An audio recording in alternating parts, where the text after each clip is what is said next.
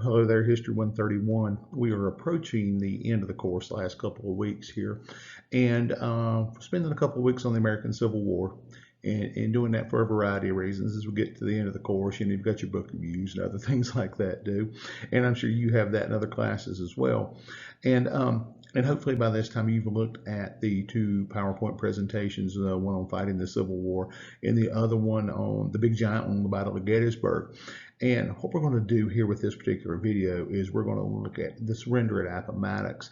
And I've called it Lee Surrender in Myth and History. And the reason for that is because this is going to play so much into the last chapter of the course, which deals with Reconstruction and how Reconstruction actually takes place, what the thought process is behind it, and what permanent impacts it may or may not have.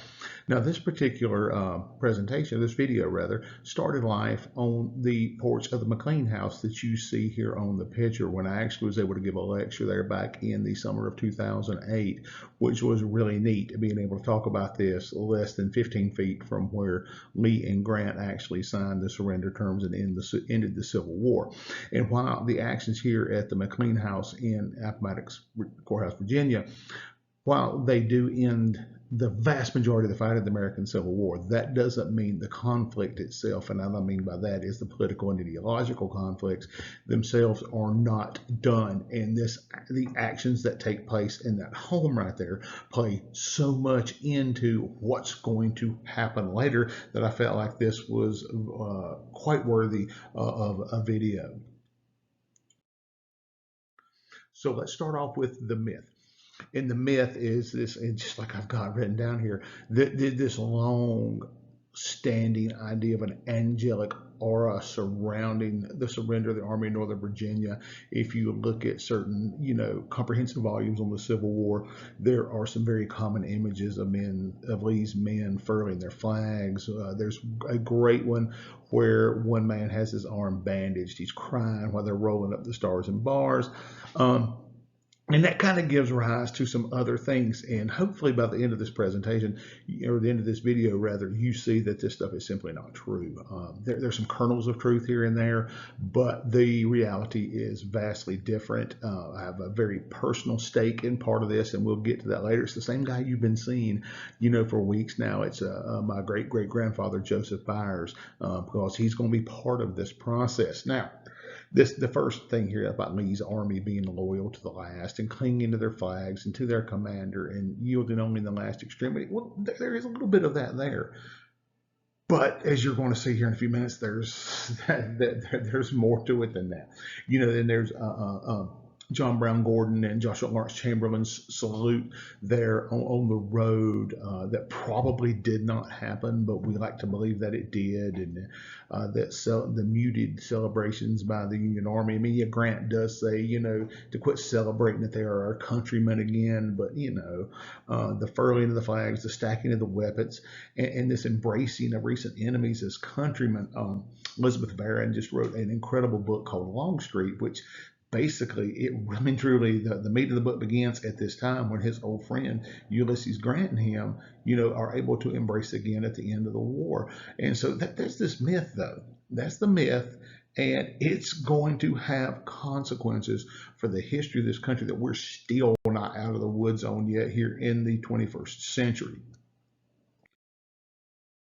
So there's that picture that I was telling you about. When you see the guy with his arm in a sling and his men are crying, I'm sure there was some of that, but I'm not sure that that's all of that. I'm not sure that that's the majority of that. We're not sure that that's really exactly how things happen, though this imagery right here becomes part of the greater American psyche, especially as you turn in the last 10 to 15 years of the 19th century and you move into the 20th. When we start looking at it, that's not been that long ago, believe it or not.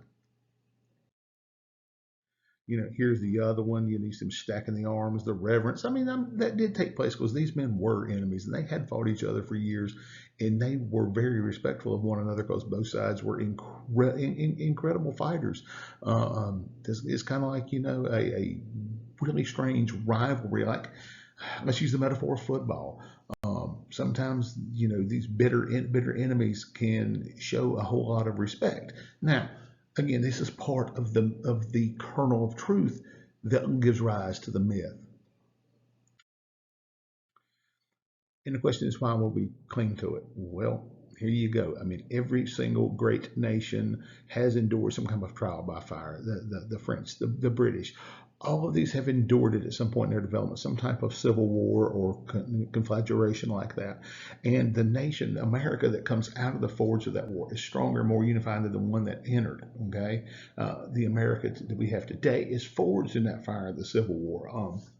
If you go and you watch the Ken Burns miniseries on the Civil War, you'll see Shelby Foote talk about how this is the key moment in American history, and I do believe that Foote is right on that. And you know the superpower that we are now. I mean, for gosh, how many years will be the lone superpower? It may really be the lone superpower still at the time that I'm doing this in 2024. But that, is that nation comes out of the fires of that war, unified and ready to, in a lot of ways, by 1917, we're ready to take on the rest of the world. So, but that myth is just that, it's a myth. So, what's the reality of the real story? I'm going to give you Robert Brown's version. Okay. I'm going to give you my version. There may be others. I mean, there's some really, really good historians that will give you a different perspective than I am, that I'm going to give you here. But this is what I think is the reality. So we look at Lee's army in 1865, and that picture you see there of that man is an incredibly rare photograph of a late war Confederate soldier that has not been captured, as you can see by the stacked arms behind him. What's happening by the time the calendar turns over 1865 is Lee's army is losing about 30 men to desertion per night, if not more. Now that's only 30. I mean, he's got an army of 50, 55,000 at that time. But that's every single night. And those are the ones that we know about. Okay. One of those men, we're going to see him here in just a minute. I've been studying him for many, many, many moons, and why he and some of his comrades do what they do.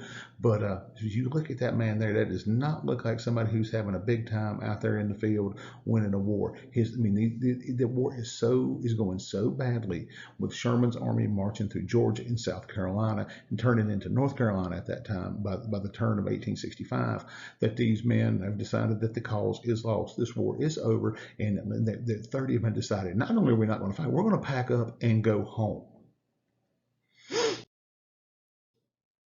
So what we kind of get into is this idea that there's three wars in the American psyche that we're going to deal with, and they don't fit some of the things. Okay, now what happens is, after a war is over, that glory is always going to trump reality.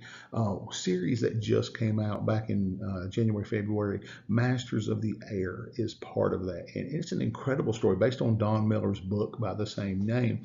Deals with a group of B-17 pilots and crews during the strategic bombing campaign of World War II. And the one of the funny things about it is, one of the guys who he's an assistant basketball coach for me, who's a man up in Hickory. He's done it for 10 years before I showed up at the school. His father's actually in the miniseries Hambone Hamilton. Howard Hambone Hamilton is Steve's daddy, and all of a sudden you get all this World War II stuff going, because that generation is just finishing its way out of American society. There are very few of them left. Both of my grandfathers fought as part of that. And now what you're seeing is, I don't want to use the word glory because I think that's wrong, but there is this idea of fascination with it, and sometimes things get glossed over a little bit. If you're in History 132, I'm going to tell you some stories that my grandfather, who fought on Guadalcanal in the Philippines, Bougainville, New Georgia, some of the things that they talked about doing over there, which are decidedly not glorious and decidedly not what we would consider to be appropriate today. But anyway, to get back to this, that glory is always going to trump reality, and the farther away from it you get, the more that glory is going to do that. And so there are three wars. There's the war that the soldiers fought, and that's the one that fascinates me. Number two, there's the war that the public sees. And, this day and age, that's a huge deal. It was even during the American Civil War. And lastly, there's the war that posterity remembers. One of the things I've dealt with for 2 decades now is the problem that the movie The Patriot has with the Battle of the Cowpens. Don't get me cranked up on that. Same thing with the movie Gettysburg, or which is based on the book The Killer Angels, and what it does with the Battle of Gettysburg. But that's the posterity is going to remember the war that is not the one that the public saw at the time, and it's surely not the one that the soldiers in it fought. Okay, so those are the three wars, and it's very important to understand that. So, no matter what actually, notice I put quotes there, or what the actual mindsets were at the time, at 10 a.m. on April 10th, 1865, the lost cause, the Confederacy, became irrevocably lost, and the posturing now for the claim of history for that posterity began.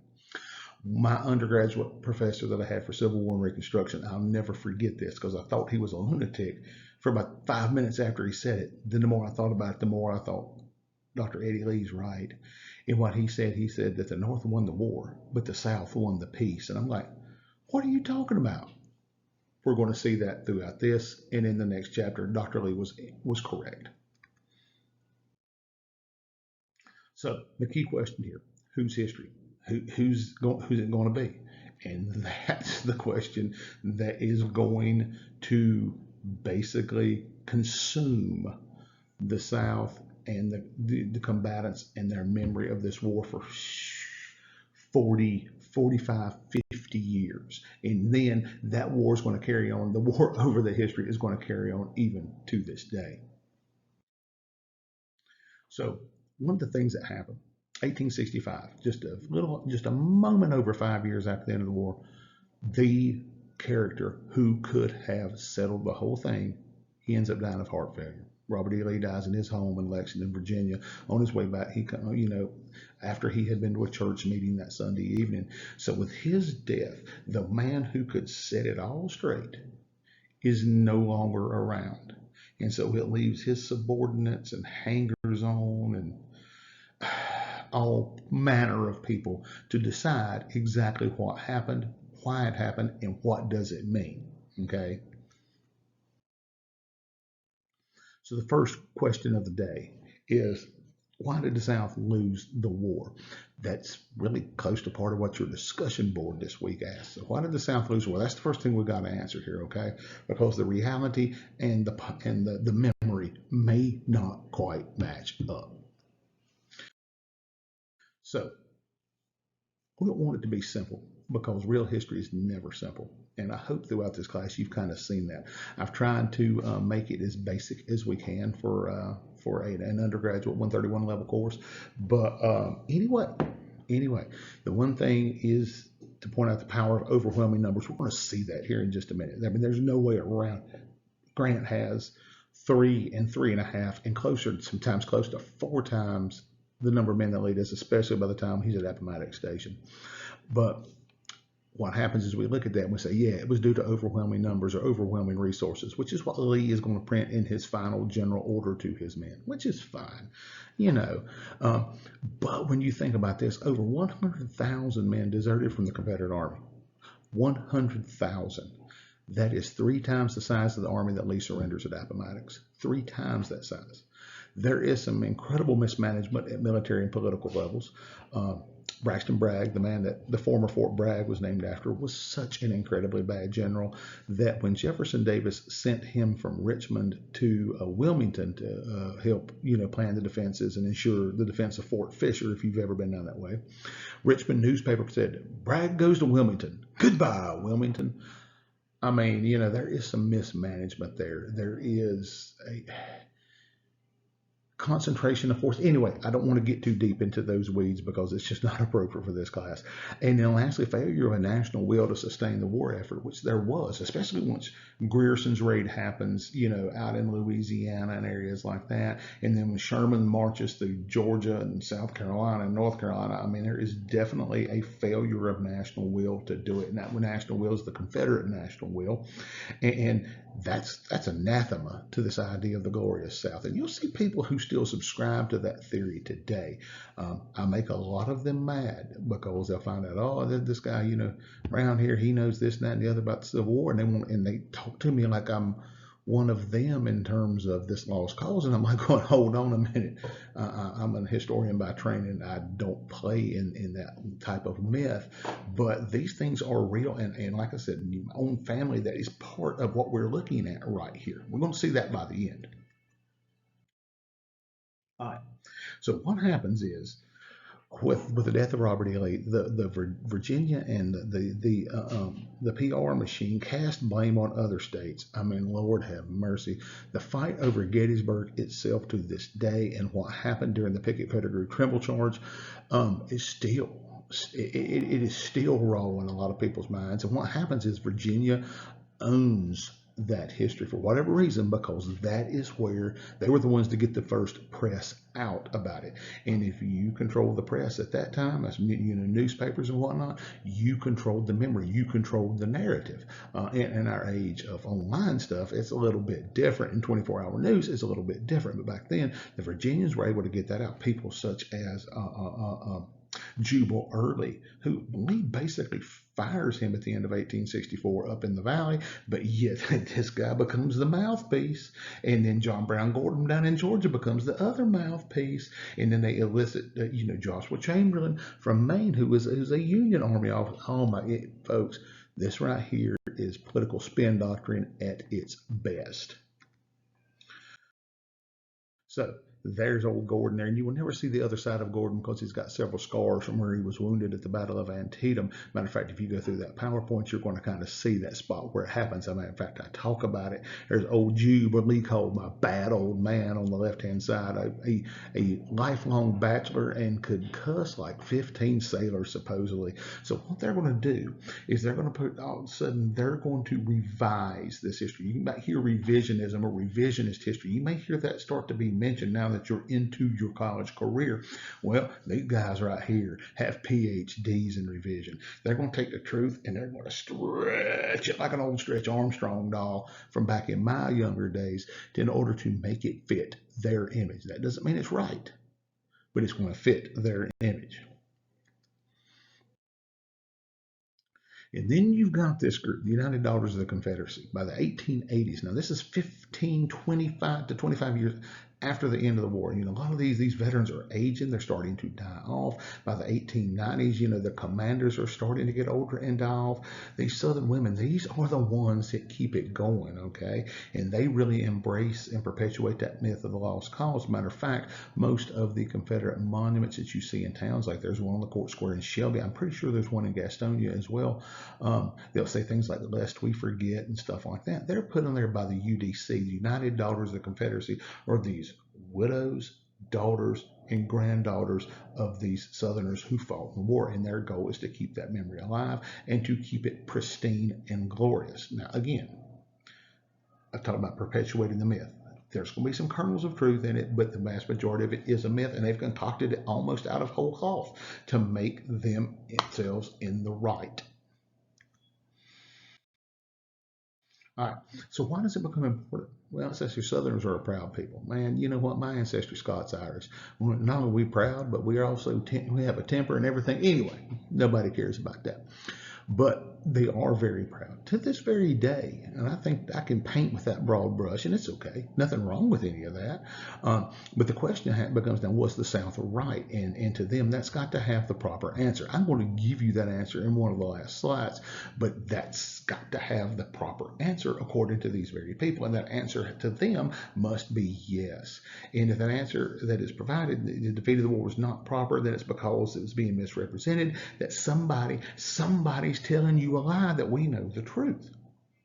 Well, how much fun is this getting ready to be? They're concocting their entire history. Okay, we're looking at an election year right now, and you know what? Sometimes they're carving things up too to make it seem it's just not quite right, but they're going to make it fit their narrative, and that's what happens. Was the South right? It has to have the right answer according to the UDC and these Confederate veterans, especially the ones that are entering into that weird level of politics. So the second question of the day: what brought Lee and his army to defeat and ultimate surrender in the sleepy town of Appomattox? Literally, in Wilbur McLean's house, a man who had lived on the would become the first Manassas or first Bull Run battlefield, and he said the war began in his kitchen and ended in his parlor. He moved his family to Appomattox. He said, "To get it out of the way of the armies." And so, literally, they came across it during the July 1861 battle at First Manassas, and then Lee and Grant are going to surrender right there in his parlor, or what we might call a living room. So we got to have part of the answer. We got to talk about Lee's army, and that is the inside of a Confederate trench at Petersburg, and that looks pretty intricate. And a matter of fact, they're going to be so well done by both sides that the United States Army is going to use those old trenches to help train when the First World War starts and trench warfare is locked in on that Western Front. Where they're going to use these in order to train, which is pretty intense. So I've used the phrase here, physical scarecrows. I think that is incredibly important. You know, if you're living on half and quarter rations, man, that's like Weight Watchers gone bad right there.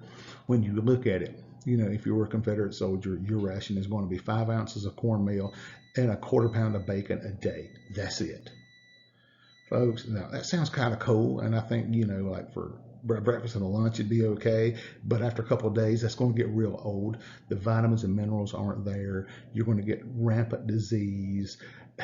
You know, now, the funny thing is, by this point in time, by late 1864 to 1865, the men that are still there and are still fighting, they are going to be tough. I mean, as old country folks say, they're going to be tough like a pine knot because they have survived all of this. But even these people who were Darwinian Superman in a lot of ways, just because of their constitutions, are going to start to get diseases and they're going to start to become sick and they're not going to be able to exert themselves physically. They can't march as far, they can't march as fast, they can't fight as hard.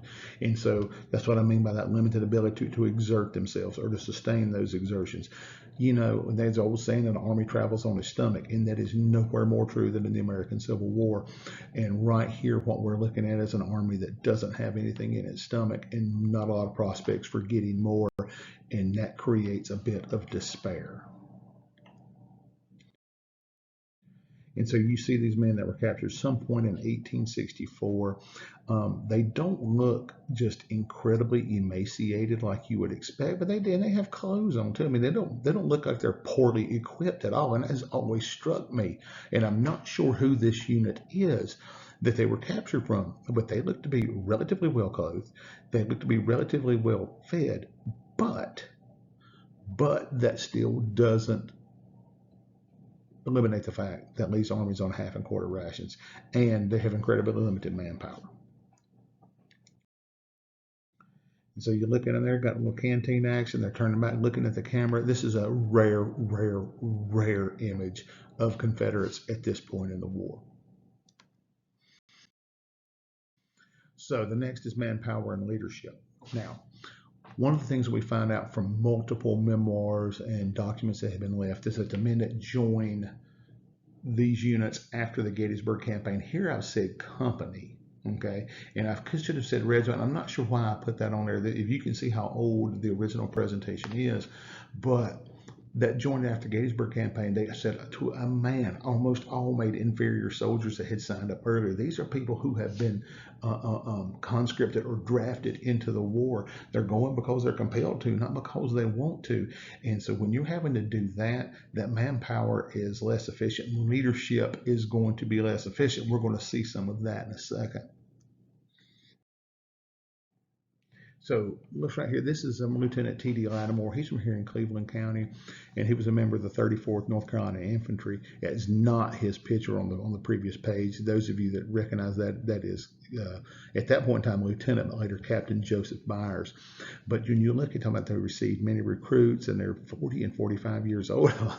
Listen, I consider that young at my age now, but made poor soldiers and.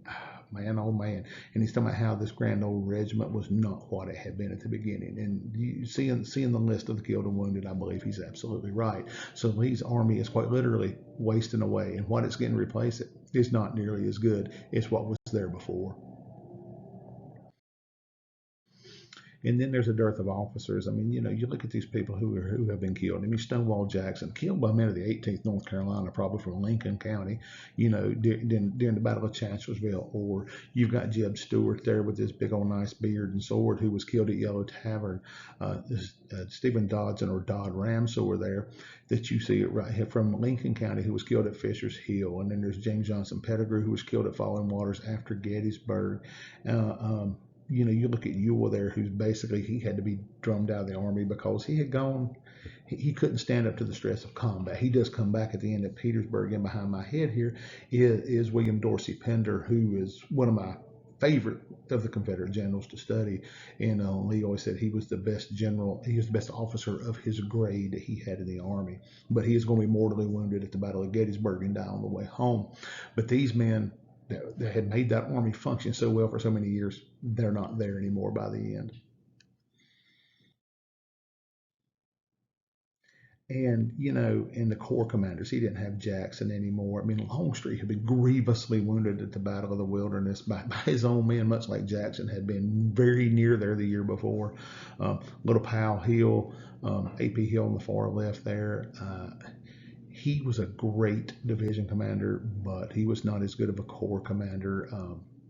Long story, but he had this affliction called prostatitis that would flare up anytime that he was really stressed. So Lee had to watch him. He's killed on April the 2nd at the breakout from Petersburg.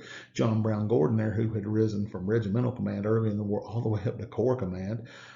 He's a hard-fighting individual, but we never saw what he could do. Again, Longstreet been wounded, in the throat. You got Richard Anderson there, who was given Corps command but never promoted to lieutenant general. I mean,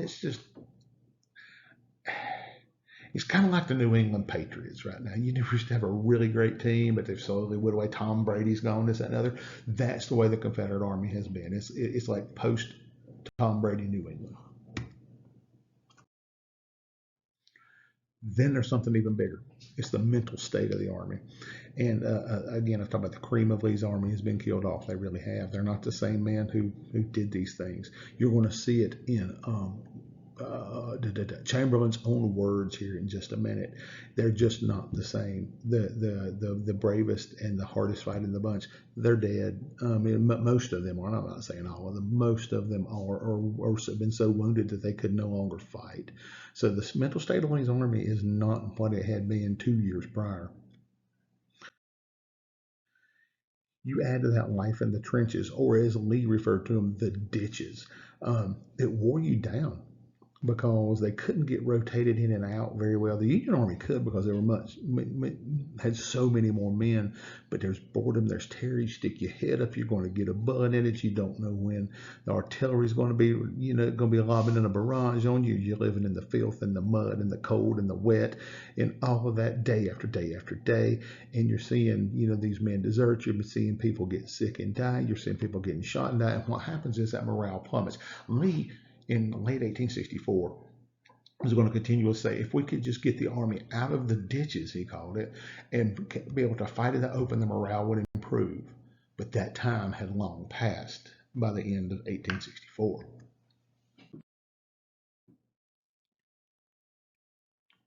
So my conclusion is that the Army, the Confederate Army, was emotionally spent, mentally incapable of sustained combat. It just could not do it. And we're going to see the effects of that here in just a second.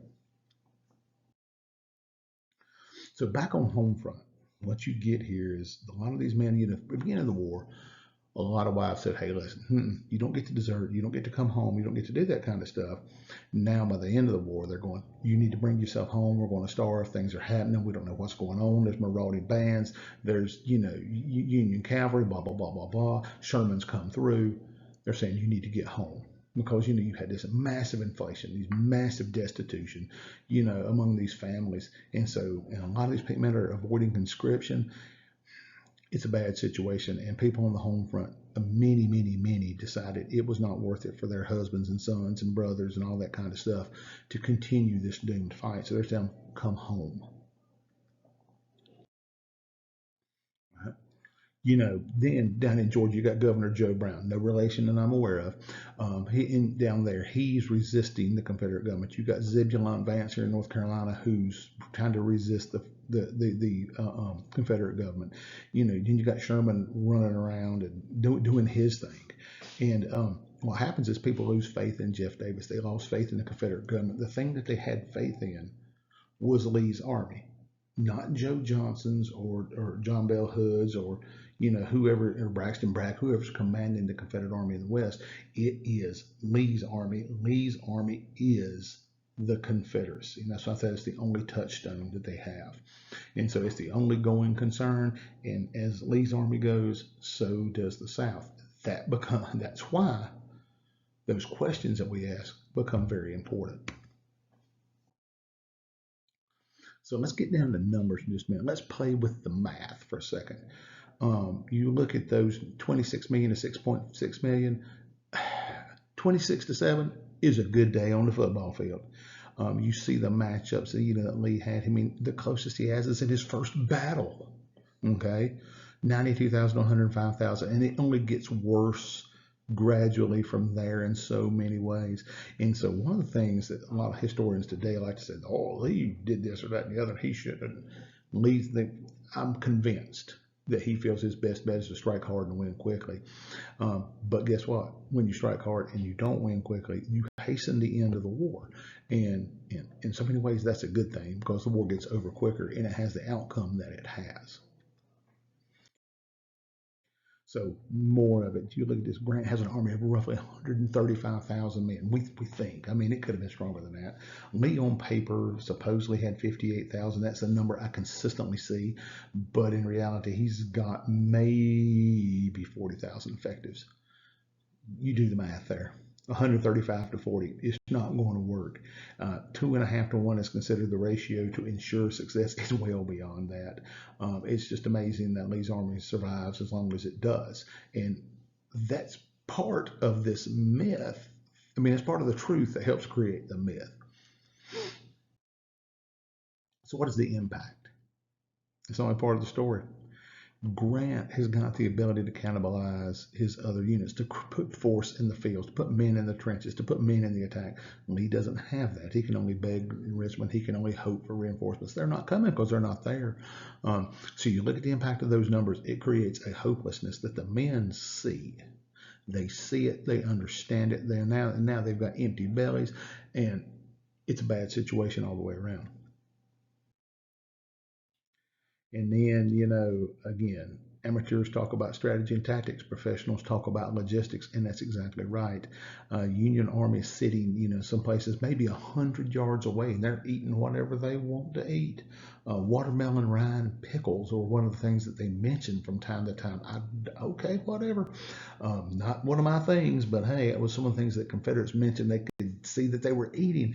And the Confederate Army is one of the worst supplied armies in the world, whereas the Union Army, 150, 200 yards away, is the best supplied army in the world at that time. All right. And so you look at this picture. This is at City Point, Virginia. Those are barrels of salt pork right there. I mean, that right there is food. Lee's worried about how he's going to feed his daggum artillery and cavalry horses. He said because they can't move the guns because the horses are too weak. How's he going to feed his men? 5 ounces of cornmeal and a quarter pound of bacon. Grant has no such worries. He can feed them all day, every day, and not have to worry about it. That becomes a problem of morale. And so let's look at those final days at Petersburg. Uh, Grant's Army. Well, look here, what I've called it: pulverizing meat grinder. Man, I'm telling you what, that's a fancy little term. It took beating after beating. Grant should not have advanced after the Battle of the Wilderness. No other Union Army commander would have done so, but he did. Move by the left flank, move by the left flank.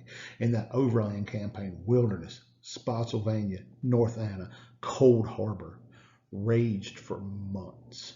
And Grant keeps losing thousands after thousands, and he keeps moving forward. Lee's losing them too. Lee sends old Jubal early into the valley. His idea is, listen, we're going to do what we did with Stonewall Jackson 2 years ago. We're going to get up in that valley. We're going to scare Washington. They're going to recall Grant. It didn't work. It simply did not work. The Union Army had the men to spare. They had the army to spare in order to, send old Jude back down in the valley and then destroy him under Philip Sheridan. So the key is this whole thing. It's not up in the valley. It's not sending an army to Washington. The key is the railroad town of Petersburg. It's a railroad hub, and it contained all of the rail. It contained rail connections to the rest of the Confederacy, in particular the port of Wilmington, North Carolina. And so if Lee loses Petersburg, then Richmond's going to have to be abandoned due to logistics and other things like that. He's not going to be able to supply his army. Not that he was doing a great job of it anyway, but he's not going to be able to. And matter of fact, Grant's going to cut one of those. Is it the South Side Railroad? I want to say he cuts, and they had to actually take the stuff off the train, put it on wagons, circle around, and bring it up into Petersburg. So the whole thing is, if you lose Petersburg, you lose Richmond, you lose Richmond, you lose the war. At least that's the common understanding, and that seems to be pretty accurate. So again, like I've already told you, Lee and his men become to symbolize that viability of the Confederacy. That's why it's so focused on this Appomattox mess, and that's why part of it gets so focused on the Battle of Gettysburg. And why was that battle lost? The 3 days in July syndrome, or this one. Why does Lee surrender at Appomattox? And it's because they symbolize that viability of it, and so there it goes. That becomes the symbol. March 25th, 1865, Lee decides he's got one last chance to do this. If he can break Grant's lines, he may be able to pull out his army and get into the open and to fight, maybe even move down into North Carolina and help Joe Johnson out fighting Sherman. I mean, this is pure fantasy. I mean, this is like some mess you try to pull when you're playing a game of Risk with your children. But he does. John Brown Gordon does attack Fort Stedman and gets a big chunk of Lee's army, and they have some initial success, and then it backfires. And Grant knows by this point the time's right for his final attacks on Petersburg. And he sends Phil Sheridan and some people out to a place called Five Forks, which is defended by our good old friend George Pickett. They basically chase the Confederates off of this little Five Forks road network, and that's when Lee knows that it's time to pack up and move out. That next day, he doesn't get the chance to pack up and move out like he wanted to because Grant launches his final assaults on Lee's lines, and they're so thinly held that they break. As you can see right here, you can just see the sheer size of those columns. I think this is an incredible, incredible, incredible chart right here. So again, he's going to take his army across the Appomattox River. He's going to cross the James, and the two wings are going to rendezvous at a place called Amelia Courthouse, where he thought supplies were waited.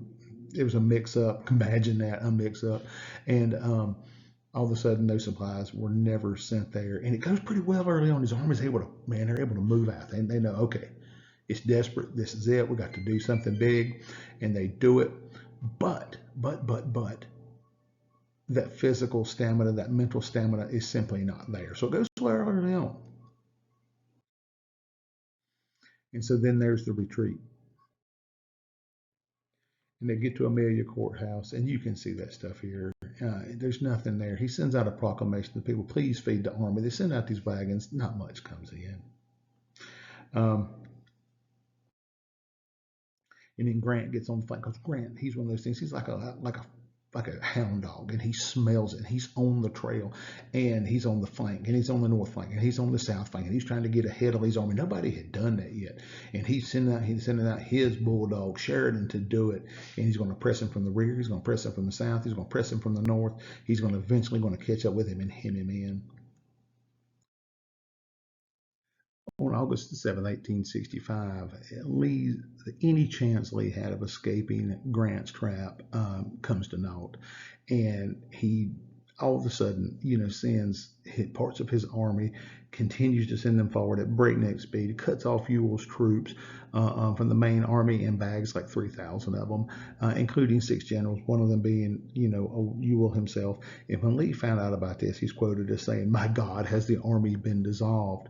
Well, Robert E. Lee, yeah, it's darn close. And so instead of succumbing to what nobody could really fault him for.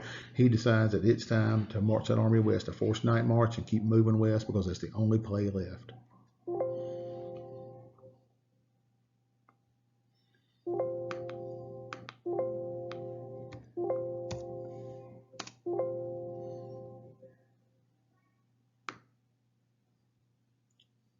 Well, let's see if we can get this slide to move. Well,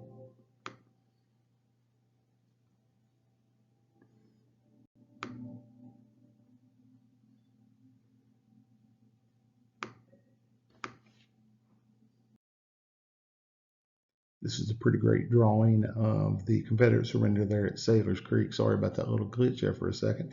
And so you can see them weapons turned upside down, battle flag turned sideways. 3,000 men. This is 10% of Lee's army right there who's going to get bagged in a single day. And so then there's this last march. His army gets some rations at farm. Well, it's not a lot, but they get a little bit. And then they have to fight while they're trying to get. Oh my goodness, it's a mess. But he's got to get his whole army across the thing. He's got to get them, and burn the bridges to stall the Union advance. Well, the next bottom line is Appomattox Courthouse, Appomattox Station, and he has had this time there is no basically paperwork screw up, and he's got rations being sent there, and if they force the night march again, then they can get there ahead of the Federals. But this is going to be the last march Lee's army is going to make. And so what happens is during these hours, they're undoubtedly losing hundreds, if not thousands, of men to capture or desertion or plain old giving up. Joe Byers, that you've seen so many times, and I'm sure you're sick of hearing about him, he is president until sometime in mid to late March of 1865, and then after that, he doesn't show up anywhere. Now, what does that mean? It's entirely possible he packed up and went home. It wouldn't be the first time. He did that after the battle at Gettysburg, where supposedly he went home to see his wife. Was caught. He was a captain at that time. He was caught. He was court-martialed. He was busted down. I mean, he was drummed out of the army, and he re-enlisted the next day at Brandy Station in the rank of private, and he's going to serve. One of the official North Carolina records shows him president until December, but I've got a copy of a card where he signed for a uniform in February of '65, and most historians have him present until some point in March. Now, when does he leave? I'm not sure. Don't know yet. One of these days I will. So this is part of the same state of affairs. People are like, they're just melting into the woods. They're giving up. They're done. They've thrown down their weapons. They're walking home. How many thousands? We don't know. And neither did Lee, neither did his generals. And so what happened at Appomattox Station? Well, this stuff's there, but it's going to be captured by none other than George Custer. Yes, the same guy who's going to die at Little Bighorn, and he's running that train back and forth and making noises with it. But what happens is when they get there, the rations aren't there because they've been hijacked, and they find that there is Union cavalry up ahead. And so they plan an attack. And if it's just cavalry, they think, you know what, we can push it out of the way and we can break on. And but if it's supported by infantry, then this thing is over. And so John Gordon is given the mission to attack it. And so at 5 o'clock in the morning, they do attack. And they're initially successful. They push the cavalry out of the way, and then up comes Sheridan's infantry. And Gordon sends a note back to Lee that says, "I have fought my quarter of Frazzle, and I can do no more unless heavily reinforced." And that's when Lee knows this thing is over.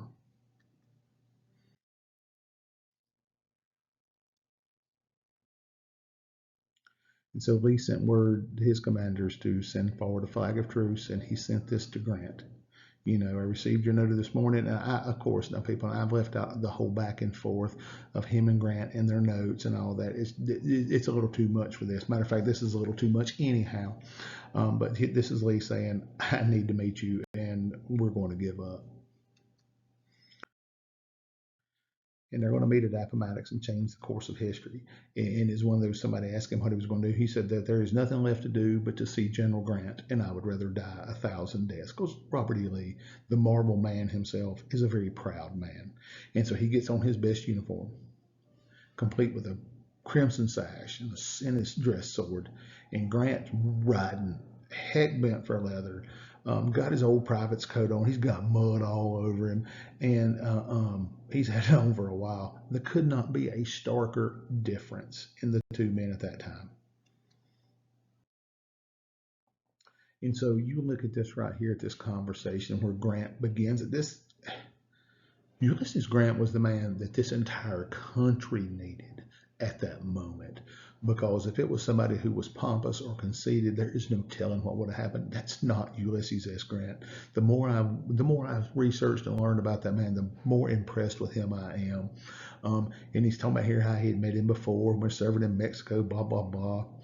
I should have recognized you anywhere. And Lee, I'm not taking. I don't think we need to take this as some kind of slight, like he's trying to insult Grant. I don't think that's not the makeup of Robert E. Lee. Uh, um, he says, I know I met you on that occasion, but I can't recall a single feature. I mean, and he really should not have. Now, James Longstreet and Grant were friends. They went to West Point together, but Lee's much older than them. But you look at Grant. He's beginning the conversation with, "Hey, I've met you before." You know, that's not how bitter enemies tend to talk to each other during this type of affair. And so what happens is they continue to go around and go around and go around. And Lee says, basically says, we need to get down to business here. And so here's the six terms. Basically say, hey, we're not going to do it. We ain't fighting no more. We're going home. And the company or regiment officer, whoever's left, signs the paroles for the guys. Your weapon, your rifles, the cannon, all that kind of stuff is stacked and turned over. Officers get to keep their sidearms and their swords. This is unusual in a 19th century war. Men's going to keep their horses so they can plow their fields, and everybody's allowed to return home unmolested as long as they're doing what they're supposed to. This may be the most generous surrender terms in the history of any kind of civil warfare, because you look at that right there. Y'all quit and go home, and we're not going to mess with you anymore. People, that is impressive. That is Ulysses Grant.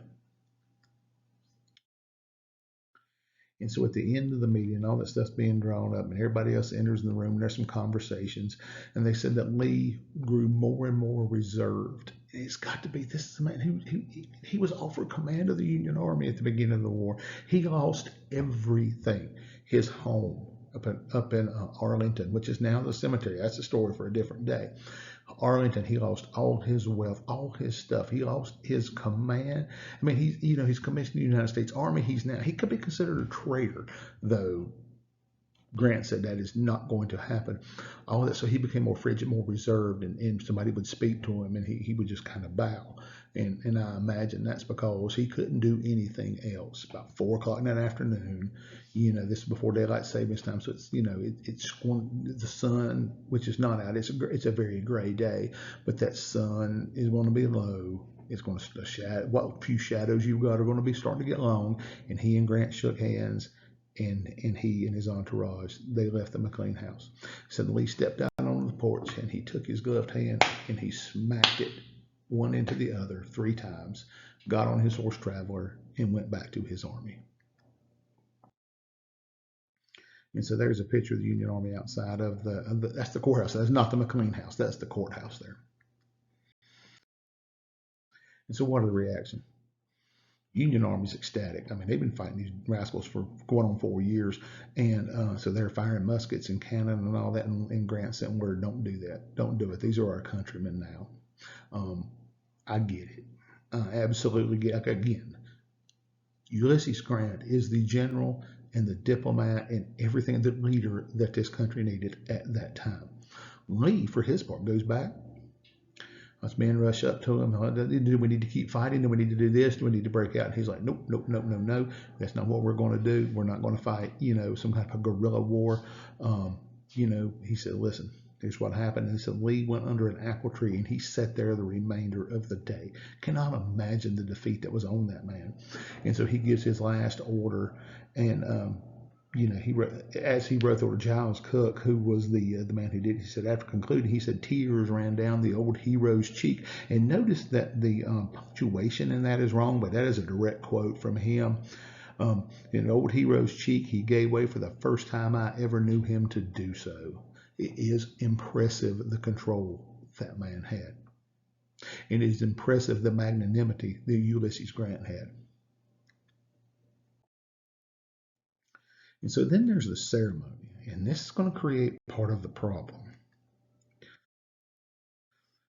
Joshua Chamberlain, the hero of Little Round Top, he had been grievously wounded in an attack at Petersburg. Man got shot through the hip and it nicked his bladder and did some other things, and they were afraid he was going to die.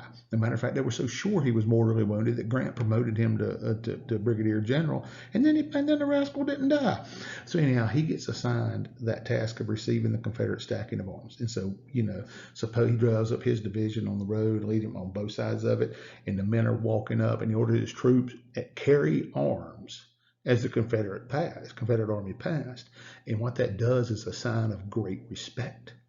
And as Gordon came out, he was the one leading the Confederate Army, John Brown Gordon. As he came opposite of Chamberlain, his division came to attention. And so you have honor meeting honor. Did that happen? I'm not really sure. It has gotten so distorted over the 160 something years that we're not real sure. But anyway, it's a neat story. So all of this kind of stuff. Anyway, there's little doubt in all of it that both armies were very respectful of one another that day. Now, the sniping and the bitterness and all that's going to come back here in a little while, but not on that day. So there we go. The Confederates, they fix bayonets, they stack their muskets, they remove their cartridge boxes, they do it all of it. And that's the end of Lee's army in Northern Virginia. That is the essential end of the Confederacy. Though not officially, in reality, that's the end of the Confederacy. And so this is from Joshua Lawrence Chamberlain's The Passing of the Armies, where he says, here comes Cobb's Legion that held the stone wall at Fredericksburg. Gordon's Georgians, Hoke's North Carolinians, who lately, matter of fact, Robert Frederick Hoke from Lincoln County, who lately stood before the terrific mine explosion at Petersburg. And it keeps going down. Scales, who broke the 5th Corps lines on the White Oak Road. All of that. He keeps going on down. This is an incredible tribute to an enemy. I hear a shallow remnant, 28,000 men paroled. I've seen numbers different. I've seen 33. I've seen 30. It does not matter. It does not matter what those numbers actually are. So what could have been? Well, the Confederate government, imagine that government getting in the way of something. He's fleeing towards Charlotte, and his last order was to Lee to disband the army and fight a guerrilla war, which Lee refused to do. He said that is not happening. That is not happening. The terms that Grant gave him were far too generous and far too absolutely perfect for that time, and Lee refused that order, which is not something he would have done lightly. He knew what the right thing was to do. I'm firmly convinced of that, especially with the things that he said and wrote in his post-war life, that he knew that, and not just said and wrote, but even his actions. As the president of Washington College, which is now Washington and Lee University. And so, for the most part, I say here the South was led up easy. That's a phrase that Lincoln used, led them up easy. And that's here the conqueror feeding the vanquished. I mean, Grant sends 30,000, is it 30,000? Yes, 30,000 rations. He sends to Lee's army and all of that. And Lee said that would have a very good effect on the men. This is not what you do with a defeated foe, but it's what the Union Army did, and which is exactly what Grant needed to have done to keep this thing from getting even worse. So what's the finale of Joe Byers that we've seen? I told you that after Gettysburg, he deserted, right? And then he serves out most of the war, probably until sometime in March is my guess. Probably about the time Stoneman's raid comes through here. Stoneman's raid comes through several parts of North Carolina, and it ended up on the court square at Shelby at one point. Anyway, so he made his way back home to Cleveland County. Exactly when, I don't know. He had to have left copious letters and papers because his handwriting was beautiful from what little bit of it I have seen. Just haven't been able to find those things yet. But he does something that is positively unthinkable in the South. He became a Republican. Now, remember, that's not the same as Republican Party today. Those two groups, that's a whole different world of Democrats and Republicans today. But he becomes what we call a black Republican in a vehemently Democratic county. Matter of fact, until about 1984 to 88, if you wanted to hold any office in Cleveland County, you had to be a Democrat. Matter of fact, my mother would die if she knew this was going to be published out on YouTube. I think she still is registered as one. Okay, whatever. I mean, no big deal. I mean, these days, I'm like, good Lord have mercy, who cares these days? But this guy becoming a quote black Republican at that time, what possessed him to? That is one of my quests in this world. But in 1868, he runs for sheriff and wins. And at that time, see, he had been an officer, so he would have been disqualified, but yet he finished the war as a private, so he was eligible. Matter of fact, there are so many wills in this county that he witnessed, not even as sheriff, but just as, a public figure of some kind. But he allies himself with Judge George Logan, who was absolutely hated. If you want to have some fun, you get the fight between George Logan and Plato Lee Durham in Cleveland County. Matter of fact, it got so bad that the president at that time, Grant, drugged them to the White House and said, if y'all don't quit, I will send the army down there and put y'all out of business. Plato Lee Durham is the man who started the KKK in Cleveland County. I'm going to show you some imagery here in just a minute that if you know anything about a couple of movies, you're going to be like, uh-oh. But so Grandpa Joe, as I like to call him, he was fighting Plato Lee Durham and the KKK at this time. And so that's Plato Lee Durham there. It looks kind of like anyway. But so you see him, and you see on the right hand side the colonel from the movie The Birth of a Nation. See, The Birth of a Nation is based on the book The Klansman. That was written by Thomas Dixon. Thomas Dixon was a Baptist minister and a playwright and a politician and a little bit of everything here in Shelby. At that time, he moves back to this area. His family moves back in 1864, so he sees some of this stuff unfold. And so Plato Lee Durham is that captain or colonel from the movie, the silent film Birth of a Nation, and all of that stuff in there is really about Cleveland County. And if you read the book and you know this county, you know where they were. At the inn at Webley, that's where or it's called Webley now, which is actually for sale. Is where he started the Klan. His twin brother Cicero Durham was killed at the Battle of the Wilderness. But anyway.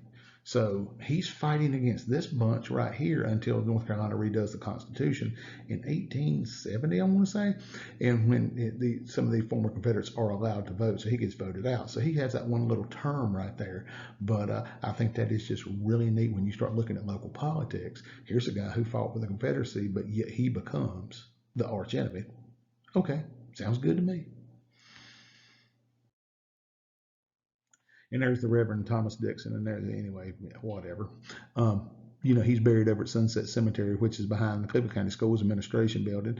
But that's what it's based on. See, this is part of that memory, this lost cause business, and is the cause right that we've been talking about? That they're going to kind of make it into that. And so what happens? Let's look at Grandpa Joe's family here for a second. His youngest son Seth went to it's actually not his second youngest son, Seth, went to the Shelby Military Academy. His great granddaughter, her name was Delphia. Okay, and Delphia should be his granddaughter. I'm sorry, I screw this up sometimes. But her name was Delphia. Delphia McMurray was her name, and it's in honor of her great grandmother or her grandmother. I'm getting a generation mixed up in there, and I'm very sorry about that. But it's been in honor of her grandmother, Delpha. Matter of fact, Delphia was always mad that it wasn't spelled the same. I knew her as Aunt Delphi, and she died when I was in high school. It was a really, really neat lady. But Delphi, or Aunt Delphi as I call her, became a leader in the Cleveland County chapter of the United Daughters of the Confederacy. All right, and that entire family has remained Republican since the 1860s. That's my grandmother Brown's side of the family. She was a Byers. As a matter of fact, Joe's youngest son was Chivas Leslie, and that was my great-grandfather, which he died in the 1920s, so obviously I never met him. But when you look at that last one, Joe Byers entered into the Confederate Circle of Honor for Cleveland County, but you see the twists and turns here. You see my great aunt Delphi, and I wish I had known all this when she was still alive, and I could have talked to her about it. What's going on here? What has happened to that memory? All of a sudden, this was a man who wanted nothing to do with the big D Democrats of the day. And yet now he gets entered into the Confederate Circle of Honor for Cleveland County. He doesn't die until 1914, if I'm not mistaken. Yeah, it's 1914. But so what you see is it is not linear, it is not clean, it is not crisp. This thing is wild. That's why Appomattox in that myth and in that in history is so important, because this is going to set up what is Reconstruction going to be like. How does the South come back into the Union? What is going to be the state of African Americans at that time? What's going to happen to national politics? It all comes in. You can see it right here with Joe Byers as just a microcosm of the problems that we're going to have. So we'll finish this up with whose history, who's going to own it. We don't have an answer. The answer when I was in undergrad in the late 80s, early 90s is different than it is right now. Very, very different than it is right now. And so we still don't know who was right. And what I mean by that is not whether the South was right. You're never going to hear me. You will never, ever hear me make that argument, because it just can't be done. Because that's what I've got here. We do know the Southern cause was wrong, but who was right about why these things happened and why it took place? We don't know yet, because it depends on our interpretation. What we do know is that the sacrifices and the tragedies and the achievements of Lee's army provide that kernel of truth from where this lost cause comes. And it's going to get real big and real bad in the last little bit of this course when we deal with Reconstruction. And I hear the cause was lost, and thank goodness. For years, I've taken groups to Gettysburg, and I like to travel in Joe Byers' footsteps, because it's pretty cool to do that, and pretty neat for me to sit there and think, he walked right where I'm at. And I had a group from New Jersey one year, and they thought they were going to catch me. And they said, Brown, what do you think about so blah, blah, blah, blah about the war? And I was like, they thought they were going to catch me and hear me say that the South was right and this, that, and the other. That's never going to come out of my mouth. And I said, listen, you know what? I got a personal interest in this thing. I said, I've got all these people that were here. I said, I walk in their footsteps. I revel in what they did. But I'm glad they didn't win, because I don't want to live in a world that they would have created. And I think that's the best way to look in Appomattox and myth and history. It ended the way it had to end. Now we've got to figure out how to win the peace.